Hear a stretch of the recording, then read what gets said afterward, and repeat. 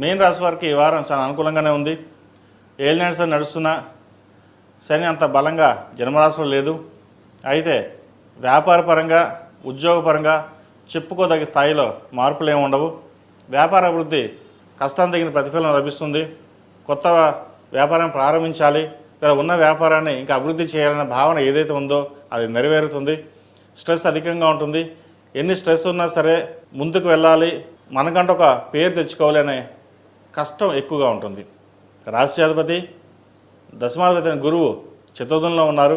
స్థిరాస్తులకు సంబంధించి విషయ వ్యవహారాలు ఏవైతే ఉన్నాయో సానుకూల పడతాయి. ఎప్పటి నుంచో భూమిని అమ్మాలి, ఇన్వెస్ట్మెంట్ చేసుకోవాలి, మళ్ళీ ఇంకో చోట ఇన్వెస్ట్మెంట్ చేయాలన్న భావన ఏదైతే ఉందో అది వారం నెరవేరుతుంది. స్పెక్యులేషన్స్ దూరంగా ఉండడం, అదేవిధంగా స్టాక్ మార్కెట్ దూరంగా ఉండడం చెప్పదగిన సూచన. ఏదైనా ఇన్వెస్ట్మెంట్ చేయదలుచుకుంటే బంగారం మీద కానీ, ల్యాండ్ మీద కానీ, మ్యూచువల్ ఫండ్స్లో కానీ ఇన్వెస్ట్మెంట్ చేసుకోవడం చెప్పదగినది.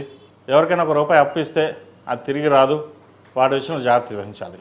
అదేవిధంగా వివాహాది శుభకార్యాల విషయంలో మంచి సంబంధం కుదురుతుంది. ఎప్పటి నుంచో ఒక సంబంధం రాలేదు అని అనుకున్న వారికి మంచి సంబంధం కుదరడం, ఈ నవరాత్రుల్లో మంచి సంబంధం కుదిరిన భావన ఏర్పడుతుంది.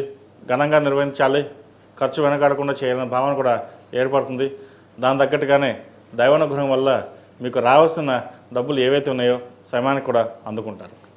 అదేవిధంగా భూ సంబంధించిన విషయవహారాలు, కోర్టు సంబంధించిన విషయవహారాలు సానుకూలపడతాయి. వ్యాపార అభివృద్ధి కోసం చేసే ప్రయత్నాలు ఏవైతే ఉన్నాయో ఈ వారం సఫలీకృతం అవుతాయి. ఆరోగ్యరీత్యా కొన్ని జాగ్రత్తలు తీసుకోవడం చెప్పదగిన సూచన. అదేవిధంగా ఈ రాశిలో జన్మించిన విద్యార్థులకు కాలం అనుకూలంగా ఉంది. మంచి పేరు ప్రఖ్యాతలు వచ్చే విధంగా గోచరిస్తుంది. విదేశాల్లో ఉన్నవారికి, వైద్య వృత్తిలో ఉన్నవారికి మంచి కాలం అనుకూలంగా ఉంది. పేరు ప్రఖ్యాతలు లభిస్తాయి. యూనివర్సిటీలో మంచి సీటు కూడా లభించే విధంగా గోచరిస్తుంది. కష్టైపోయిన తగ్గట్టుగా కష్టం తగిన ప్రతిఫలం మీకు లభిస్తుంది.